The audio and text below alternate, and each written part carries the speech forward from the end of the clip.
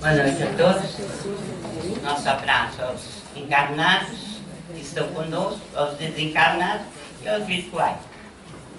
Bem, o capítulo de hoje diz respeito a um assunto muito importante, como aliás é tudo mesmo dentro do livro dos domínios da mediunidade. É o capítulo 20, mediunidade e oração. Bem,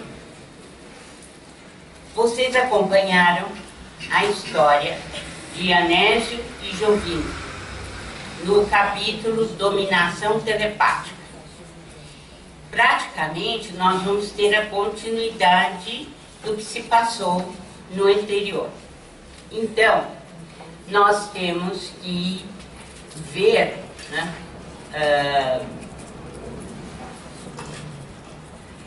a história aqui se passa no quarto da mãe de Anésio, né?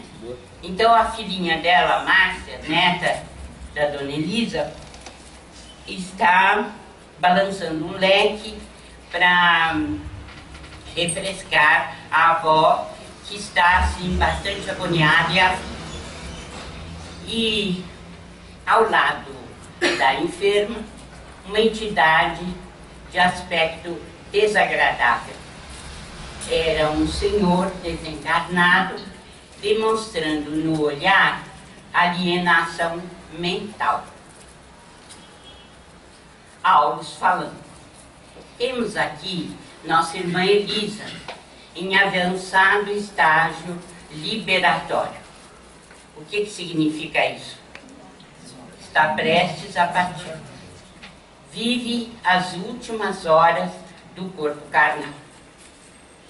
O filho está junto da mãe.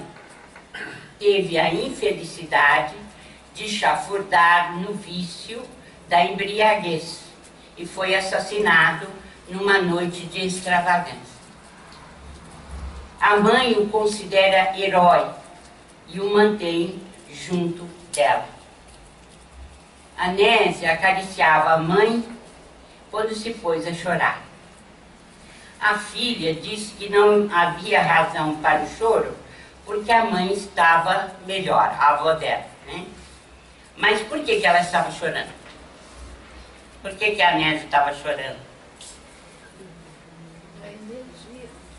Sentiu. O que aconteceu? O que aconteceu no capítulo anterior? Um problema com o esposo, é? O esposo. É. O Jovino. O Jovino. Estava aprontando, né?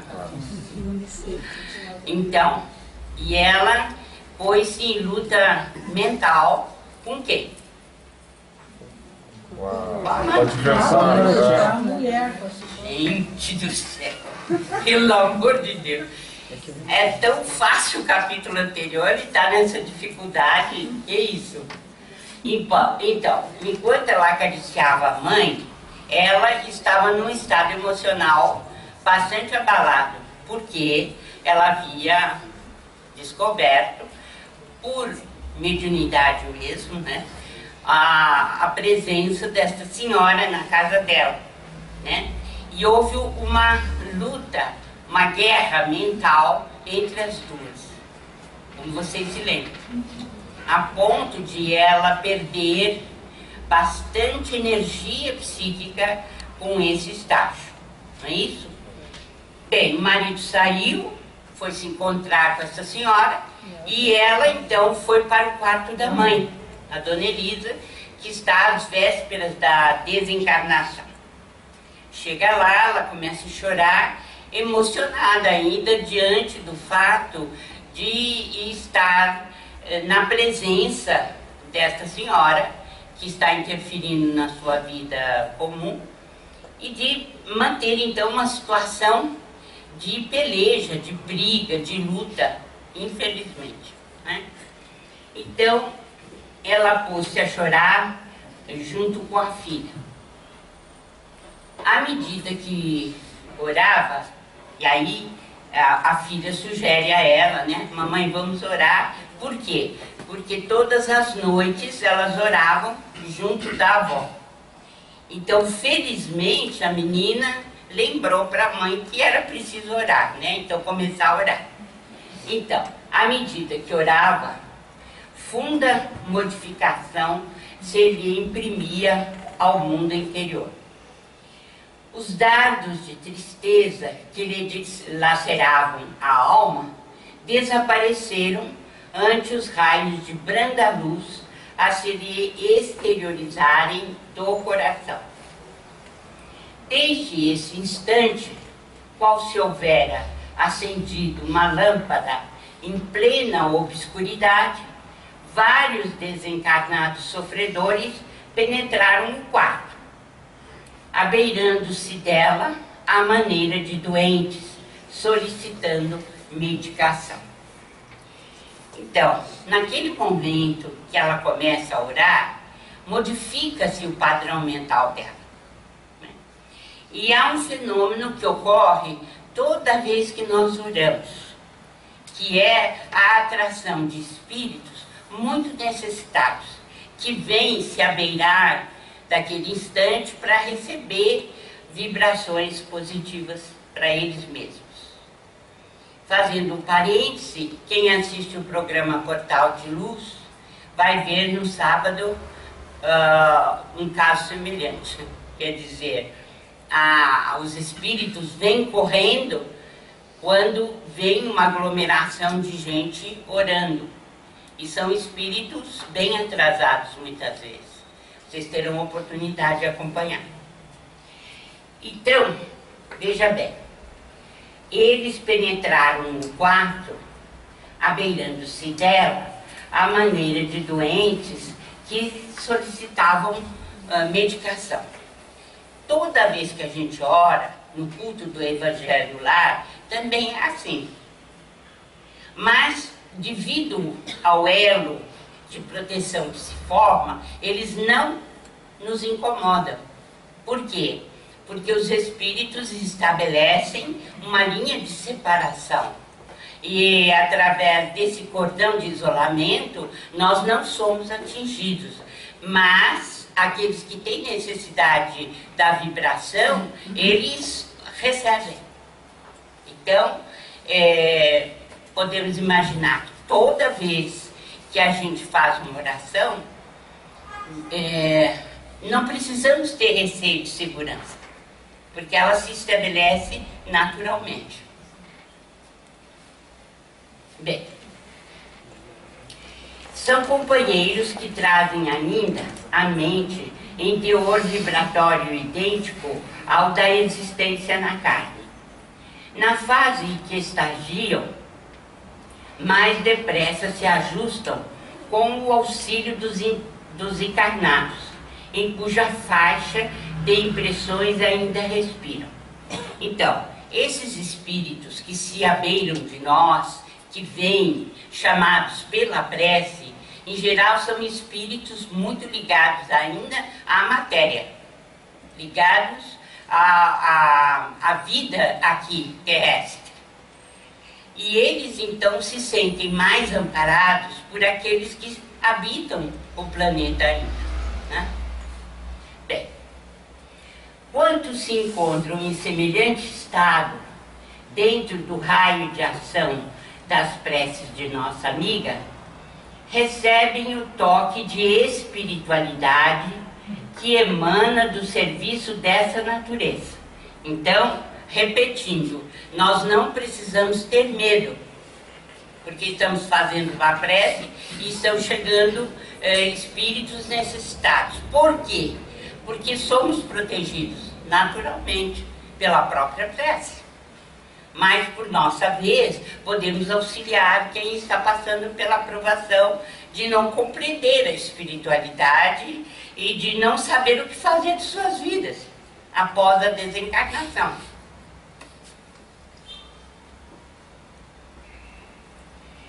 Bem, quando sensíveis ao bem ou sedentos de renovação interior, dão-se pressa em responder ao apelo de elevação que os visita, aderindo à oração de cujo sublime poder recolhem esclarecimento, consolo, amparo e benefício.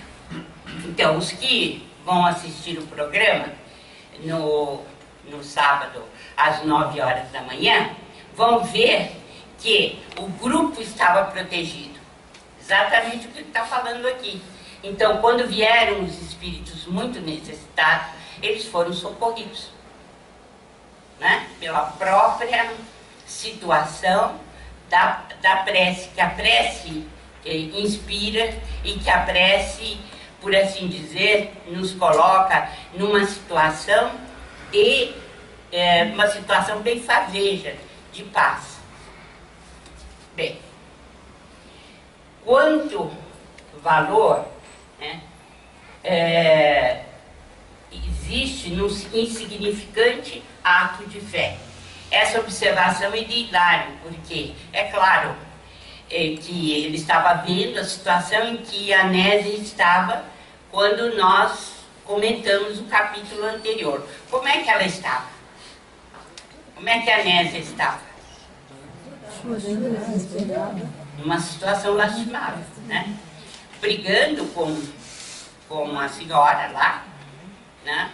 Duas mentes numa briga terrível, e ela completamente exausta, porque perde muita força psíquica quando nós temos esse tipo de guerra, né, intramuros. É a pior coisa que existe. A gente perde muito fosfato. Não apenas questões físicas, não. Perdemos mesmo energia vital e energia espiritual.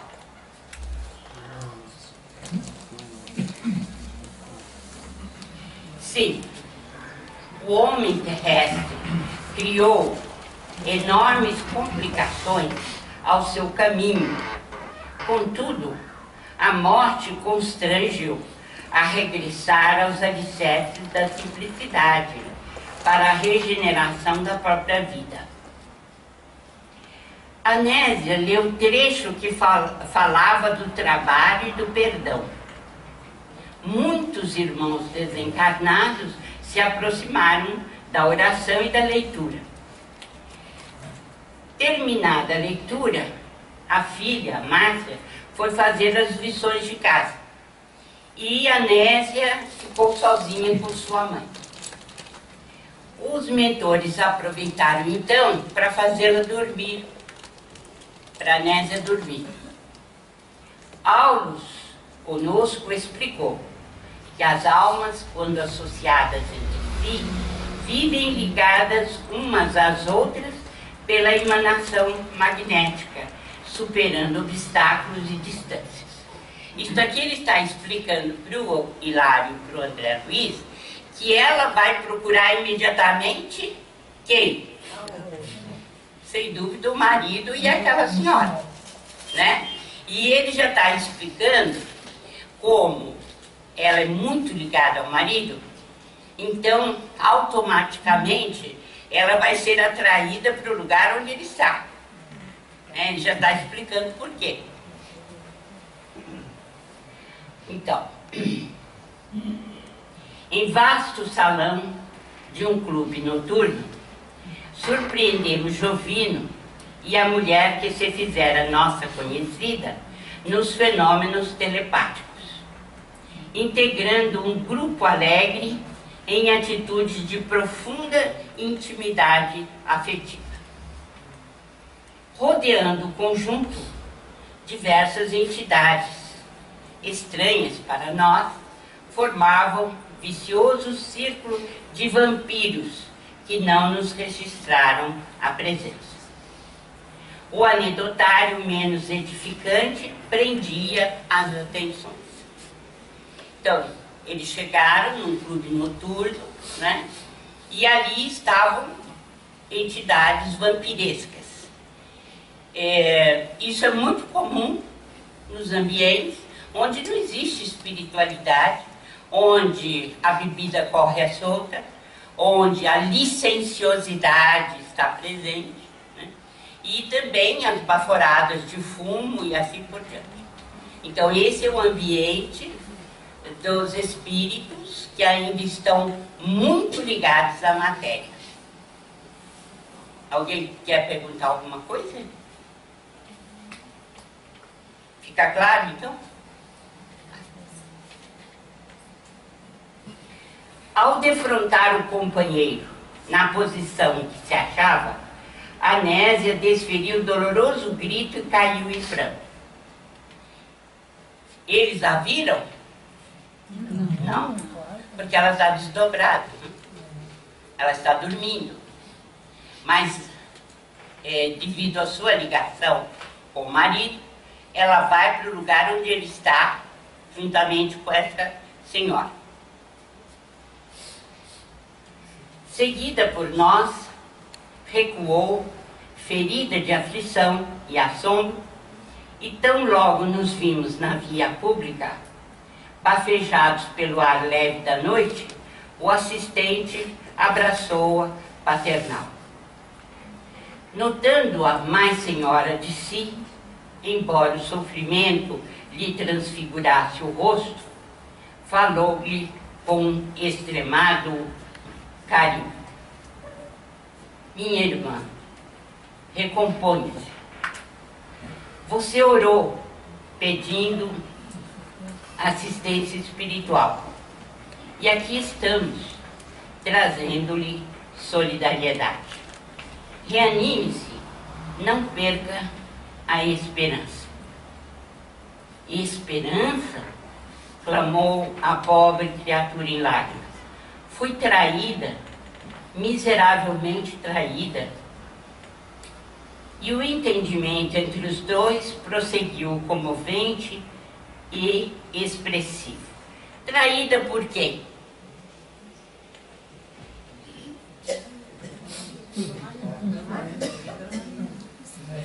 Quer dizer, só essa perguntinha já coloca na nossa cabeça uma grande interrogação. A diferença entre nós e o alto. Há uma grande diferença. Não é? Estou dizendo mim. Vocês são almas evoluídas. Então, traída por quê? Bom, por meu esposo, que falhou aos compromissos do casamento. Mas você admite, porventura, que o casamento seja uma simples excursão no jardim da carne? Supôs que o matrimônio terrestre fosse apenas a música da ilusão a eternizar-se no tempo? Minha amiga, o lar é uma escola em que as almas se reaproximam para o serviço da sua própria regeneração, com vistas ao aprimoramento que nos cabe apresentar de futuro. Você ignora que no educandário há professores e alunos? Desconhece que os melhores devem ajudar aos menos bons? A interlocutora, chamada Abrios, sustou a lamentação. Ainda assim, após fitar o nosso orientador com entranhada confiança, alegou triste. Mas Jovino Aulos, porém, cortou-lhe a frase. Esquece-se de que seu esposo precisa muito mais agora de seu entendimento e carinho. Mulheres desta sala. O que vocês pensam dessa resposta? Tem que ser muito evoluído. Bem, o que vocês pensam? Picadinho, faria picadinho pra gente. Nós faríamos picadinho dele, né? Agora o Al está dizendo, mas você se esquece de que ele é o mais necessitado de todos. O que passaria pela nossa cabeça, tudo menos isso, não é? principalmente o olho por olho, dente por dente, que costuma ser o normal das nossas reações aqui na Terra, né? Ele fez assim, eu vou fazer pior para ele, né? Aí no outro dia, na televisão, tinha um quadro assim, exatamente assim. Ah, ele fez? Vai ver, eu vou fazer o dobro. Infelizmente, a lei do dente por dente, olho por olho, dente por dente, vem há milênios, né? E a gente não se livra dessa praga.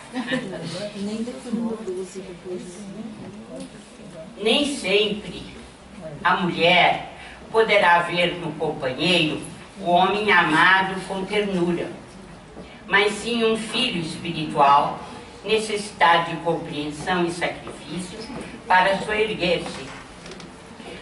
Como também nem sempre o homem conseguirá contemplar na esposa a flor de seus primeiros sonhos, mas sim uma filha do coração, a requisitar-lhe tolerância e bondade, a fim de que se transfira da sombra para a luz. Anésia, o amor, não é tão somente a aventura rosa e doce do sexo perfeitamente atendido. É uma luz que brilha mais alto, inspirando a coragem da renúncia e do perdão incondicionais, em favor do ser e dos seres que nós amamos. Jovino é uma planta que o Senhor lhe confiou às mãos de jardineiro. É compreensível que a planta seja assaltada pelos parasitas ou pelos vermes da morte. Todavia, não há a recear se a jardineira está vigilante. O que as mulheres pensam dessa resposta? Porque é o que mais se encontra nesse mundo. São situações muito frequentes, né? Nós aqui que fazemos parte do atendimento fraterno, nós comumente pegamos casos assim. Mas veja bem, dá uma ideia da extensão moral do áudio. E não está vendo somente o lado material da vida, né? Mas está vendo também perspectiva, a perspectiva evolutiva, né? E raramente a gente, no matrimônio, tem essa visão. Raramente. Precisa ser um espírito bastante evoluído para poder perdoar, suplantar a ira, a cólera, o desespero e conseguir ainda ajudar aqueles que estão à volta. É muito difícil essa situação. Viu, Valéria, quando faz, eu conheço uma pessoa que fez isso, que faz, né? As pessoas acham que a pessoa é boba, mas gênio, tem coragem de fazer ainda ficar, depois de tudo, ajudar, né? Verdade. Pessoas... Exatamente, por quê? Isso significa, por que agimos assim? Porque 3/4 partes da humanidade não atingiu a média 5. Então isso é comum. Né? Há bem pouco tempo o duelo matava um horror de gente. Né? Se a gente pensar no século XIX todinho, eles se mataram para... né? Era caixão que saía para tudo quanto é lado. Não é isso? E por bobagens e brigas então entre casais, né? Traições e tudo mais, corria solto, né? Então, André Luiz tem uma frase que eu gosto muito e que vem dentro do que você falou: vencedor é o que vence a si mesmo. Né? Então, para agir assim, você precisa vencer o seu orgulho, sua vaidade, presunção, né? O amor egoísta. Porque quando o André Luiz, em nosso lar, né, foi visitar a esposa, ele já estava em condições de fazer o que ele fez. Primeiro, ele jamais esperou que a esposa tivesse casado novamente, né? Logo em seguida que ele chega, ele se impõe um dever, o de cuidar do esposo dela, porque ele estava à beira da morte com pneumonia. Ele consegue, né, engolir a situação de tal maneira que a decepção foi horrorosa. A primeira coisa, né, foi uma decepção terrível, porque ele pensava que ela se mantinha fiel a ele como ele era fiel a ela, né? A outra questão é o seguinte: ele sabia que ele iria trabalhar no sentido de levantar o esposo para que ela ficasse com ele, não é isso? Outra coisa, a partir daquele momento ele se desligaria completamente dela, né? Então se vê, por que ele ficou 1 ano sem vê-la? Quer dizer, mais, né? Porque teve os 2 anos de umbral, não foram 8, ao todo 3 anos e pouco. Mas quando ele volta, foi a maior decepção da vida dele, né? Ele queria desesperadamente estar com a mulher, né? Então veja, o caso dele de Nosso Lar também é bastante sugestivo para nós, porque ele passou na carne essa dureza que foi a de se desligar da mulher que ele amava. Então a coleção de André Luiz, eu creio que é o maior impacto da vida espiritual em nossas próprias vidas, porque nós estamos defrontando passo a passo, momento a momento, duras provas que são vencidas ou não por aqueles que André Luiz conta, mas que por isso mesmo são de enorme ensinamento para nós, né? Imagina você ter aquele amor entranhado pelo seu esposo ou esposa, né? E não mais que de repente você chega à conclusão que você foi substituído ou substituída logo em seguida da sua morte. Não é nada fácil, né? Então, nós precisamos nos preparar para tudo isso. Porque aqui a Nésia está encarnada, Jovino também. Mas e quando a gente desencarna? Como é que é? Como é que é? Vou visitar minha esposa, vou visitar meu esposo, e chega lá a dura realidade, né?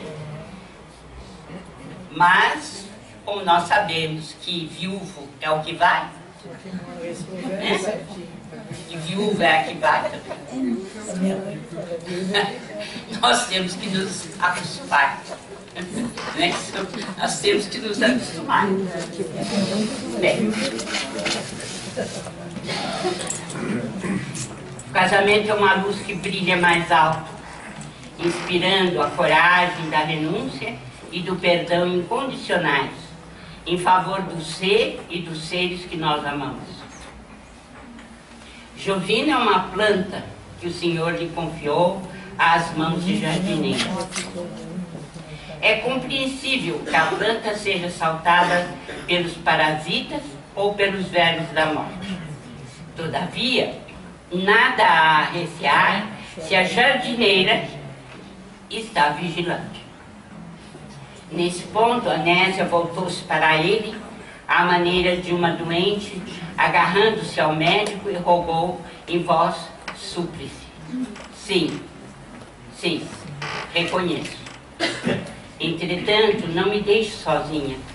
Sinto-me atribulada. É claro, uma reação natural, né?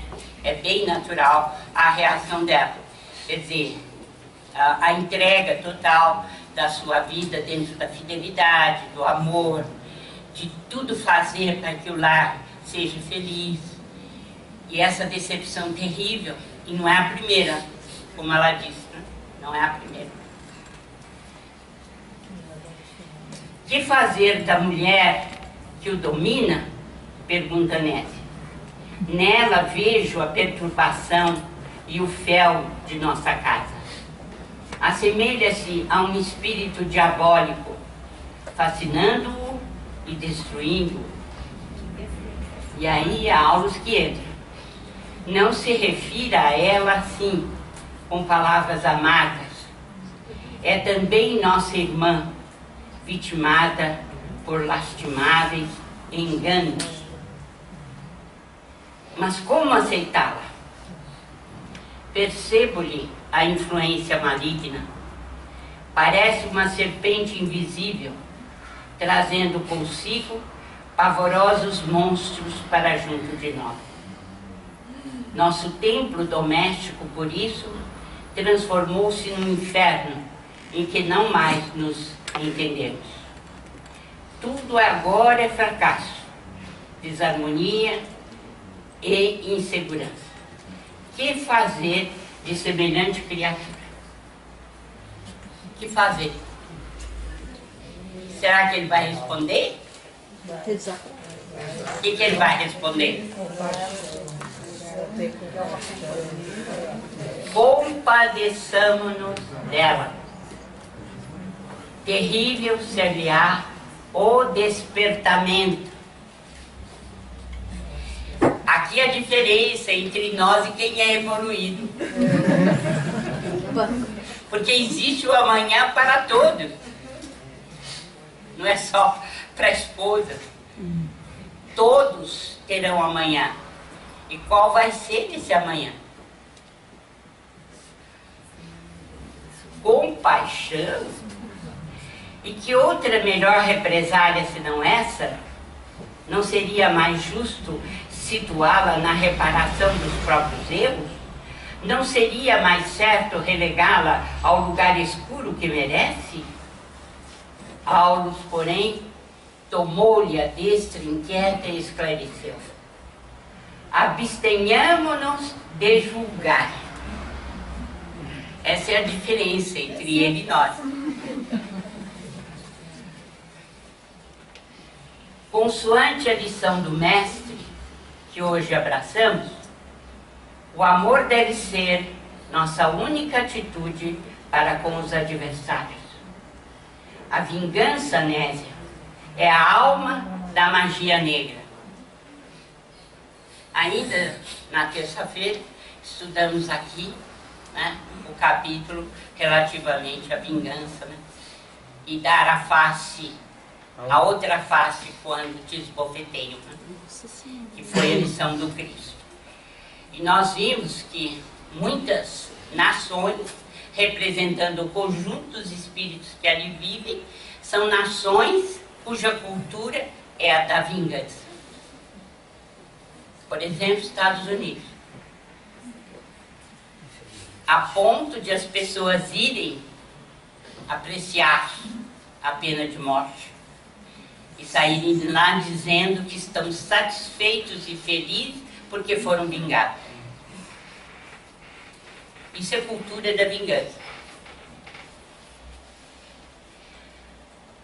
Consoante a lição do Mestre que hoje abraçamos, o amor deve ser nossa única atitude para com os adversários. A vingança, Nésia, é a alma da magia negra. Mal por mal significa o eclipse absoluto da razão.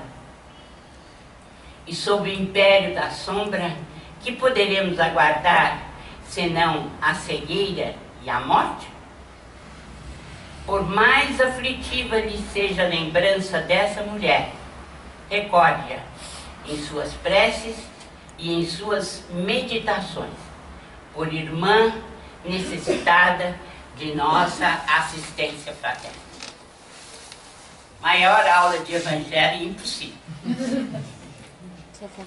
O que significa, então, que estamos diante de um espírito de múltiplas encarnações e que colocou em prática as lições do Mestre Jesus. Enquanto nós aqui na Terra não tomarmos Jesus como modelo, não há evolução. Em absoluto.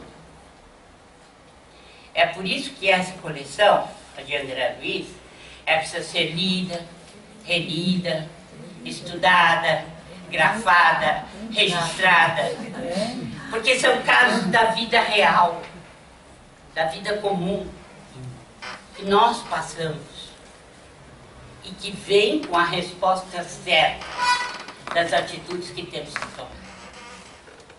Podemos dizer, não tenho estofo para isso, não aceito isso, é um direito que nós temos.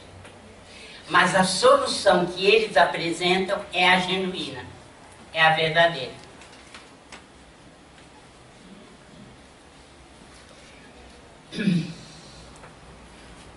E sob o império da sombra, que poderemos aguardar senão a cegueira e a morte? Por mais aflitiva lhe seja a lembrança dessa mulher, recorde-a em suas preces, em suas meditações, por irmã necessitada de nossa assistência fraterna.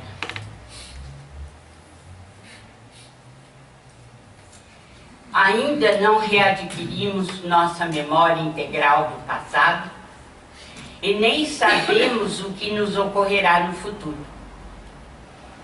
Quem terá sido ela no pretérito? Alguém que ajudamos ou ferimos? Quem será para nós no porvir? Nossa mãe ou nossa filha? Essa é a diferença entre o espírito evoluído e nós. É ver o passado e ter lampejos do futuro para que a gente tire a conclusão de como devemos agir no presente. O que eu fiz para essa mulher? O que terei feito? E se ela no futuro for minha mãe? Porque nós todos vamos desencarnar e precisar reencarnar outra vez. E se ela for nossa mãe? Como fica? Então, o convite desta lição é muito simples.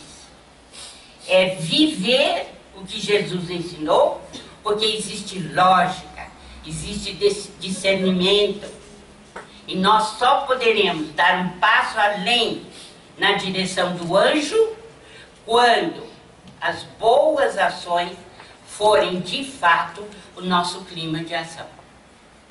Enquanto, se nós não dermos esse passo, ficaremos sempre na retaguarda, na animalidade. Então, quando nós somos provados, é que temos de demonstrar que Jesus faz parte da nossa vida, que é o parente mais importante que nós temos. É aí que nós temos que demonstrar.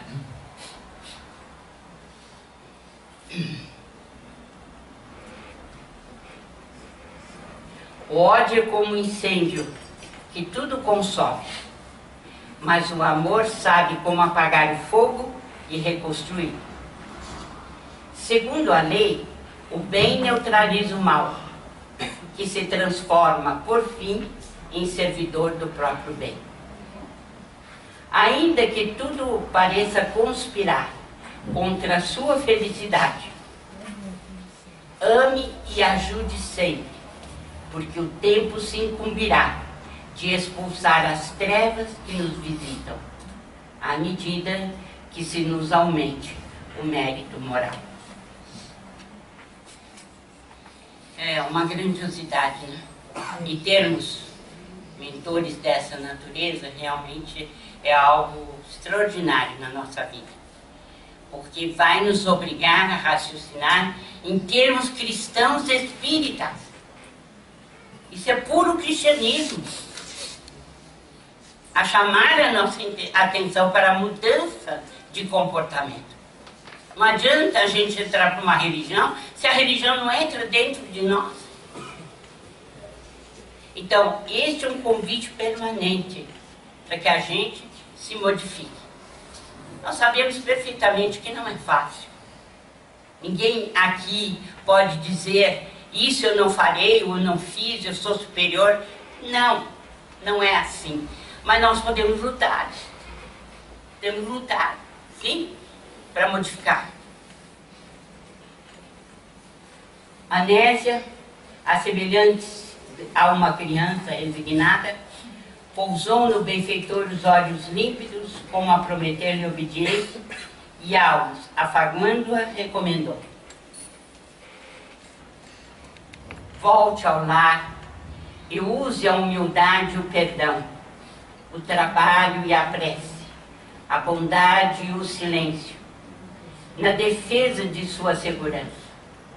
A mãezinha enferma e as filhinhas reclamam-lhe amor puro, tanto quanto o nosso Jovino, que voltará mais experiente ao refúgio de seu coração. Anésia ergueu a cabeça para o firmamento constelado de luz, pronunciando uma oração de louvor, e em seguida tornou à casa. Vimos-la despertar no corpo carnal, de alma renovada, quase feliz. Enxugou as lágrimas que lhe banhavam o rosto e tentou ansiosamente recordar, ponto a ponto, a entrevista que tivera conosco. Em verdade, não conseguiu alinhar senão fragmentárias reminiscências, mas reconheceu-se reconfortada, sem revolta e sem amargura, como se mãos intangíveis lhe houvessem lavado a mente, conferindo-lhe uma compreensão mais clara da vida.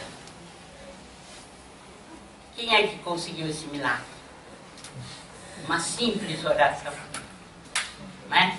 Porque se ela não tivesse orado junto do leito da mãe, eles não teriam podido fazer tudo isso que fizeram.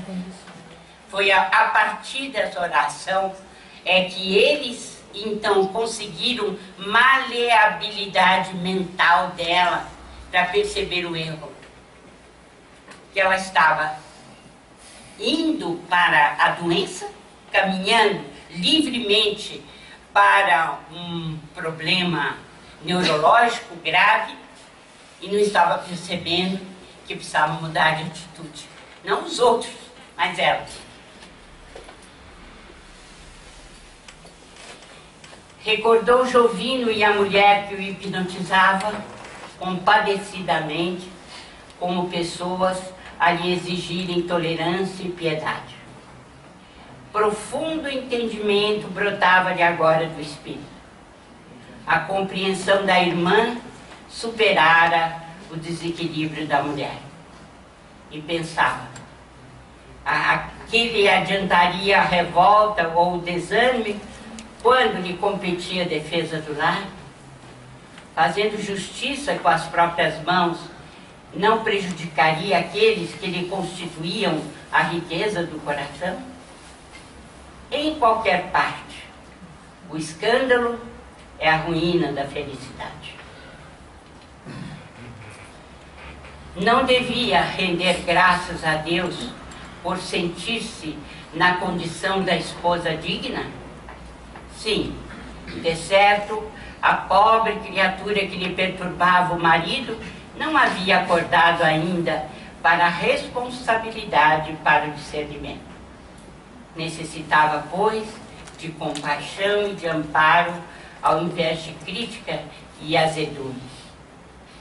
Consolada e satisfeita, passou à medicação da genitora. Em todos os processos de nosso intercâmbio com os encarnados, desde a mediunidade torturada à mediunidade gloriosa, a prece é a abençoada luz, assimilando correntes superiores de força mental que nos auxiliam no resgate ou na ascensão. São palavras de Aulos, e fechando o ensinamento deste capítulo, junto aos dois pupilos, Hilário Silva e André Luiz. Mostrando então que a intercessão deles sempre se dá através da oração. Que muitas vezes eles não podem interferir justamente porque o obsidiado está alheio à sua responsabilidade para com a espiritualidade superior. Vemos então em nossa amiga preciosa mediunidade a desenvolver-se, afirmou Hilário.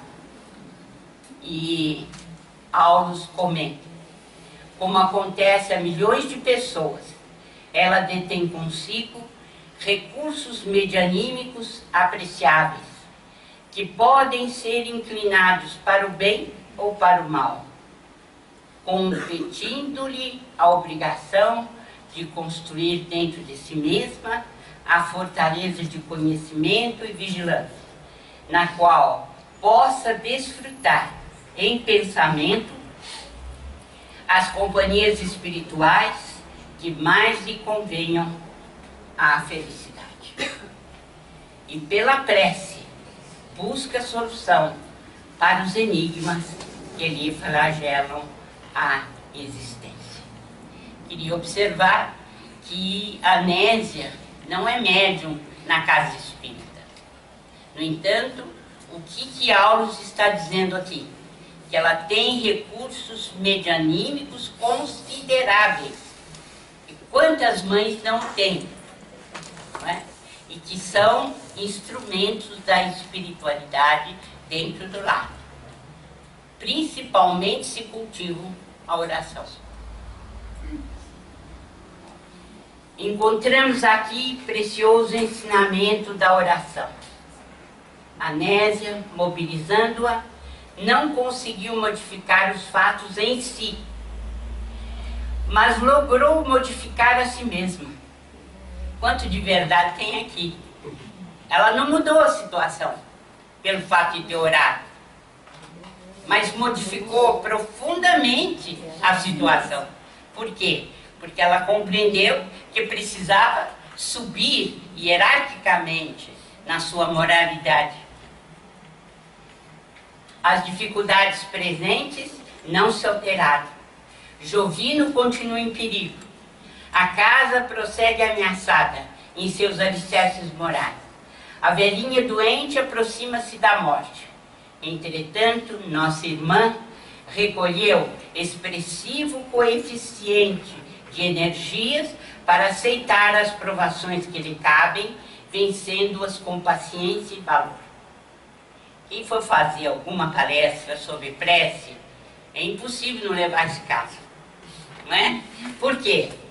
Porque é exatamente esse o valor da prece. Dar-nos substância, dar-nos apoio, ser estrutura, argamassa para nos sustentar nos momentos de maior dificuldade da nossa vida. Nossa irmã recolheu expressivo coeficiente de energia para aceitar as provações que lhe cabem, vencendo-as com paciência e valor. E um espírito transformado naturalmente transforma as situações. Né? Ainda escreve bem o danado, né? Então, terminamos aqui o capítulo Mediunidade e Oração. E vemos quantos ensinamentos, sendo que não estamos vendo a médium em funcionamento da casa espírita. Nós estamos vendo médium de recursos e que está utilizando esses recursos para melhorar a sua mente, o seu espírito e conseguir salvar o seu lar. E isso fique como lição para todos nós. Pode falar. Por exemplo, nós fazemos o Evangelho no lar, porque ela... Tem que falar. Que a oração atrai aqueles espíritos, né? Eu queria saber, são espíritos amigos, são espíritos conhecidos que a gente conheceu, ou não, são outras pessoas que se aproximam ali? Então, no culto do Evangelho lá, o que me leva a raciocinar assim, que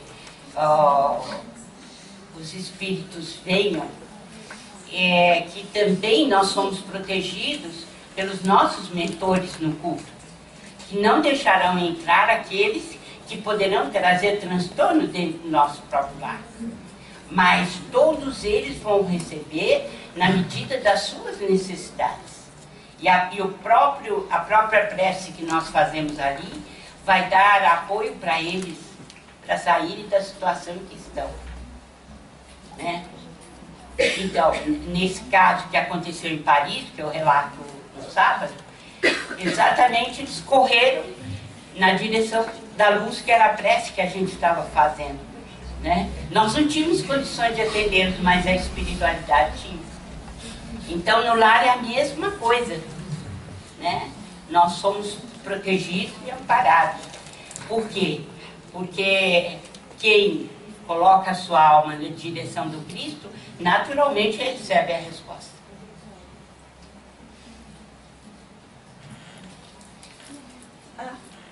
Pode falar? O potencial energético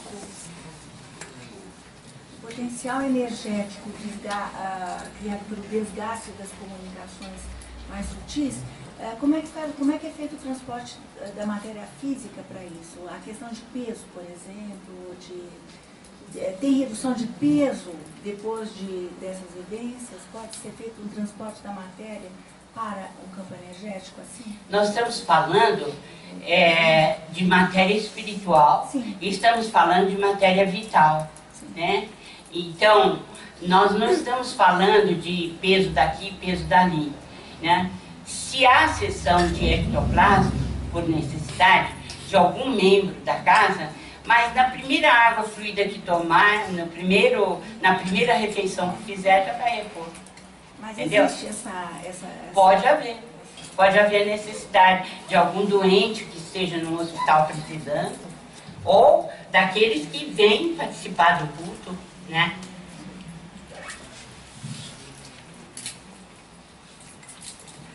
Eu não vou poder voltar, senão daqui a um mês e pouco, porque estarei na Europa com o técnico europeu da AME Brasil e da AME Internacional. Mas vocês terão aulas extraordinárias com o nosso Luiz Gustavo e com o nosso André Luiz Ramos, que vão dividir a aula em duas, ora comentando nos domínios, ora o outro comentando mecanismos. Vocês terão a junção dos dois professores e também do Rafael, que na medida do possível vai falar também para nós, comentando uma parte nos domínios, e o André, que vai comentar mecanismos da mediunidade. Nós temos ótimos estudos a fazer até 11 de dezembro. Então, vocês marquem na agenda, porque são aulas muito boas sobre mediunidade nos 2 livros, e que vocês terão a oportunidade de se instruir através desses nossos irmãos que aqui vão ficar. E certamente quando eu voltar eu retomo também a minha parte, né? Eu não me afastarei do curso totalmente. Então desejo muita paz, grande aproveitamento, e que todos nós possamos render graças a Jesus por termos tantos ensinamentos de um Espírito que nos deixou um rastro de luz aqui na Terra, o nosso André Luiz, o nosso Emmanuel, e evidentemente sob a batuta de Chico Xavier, o maior médium de todos os tempos. Então nós desejamos a todos muita paz e muito aproveitamento nas aulas. Muito obrigada.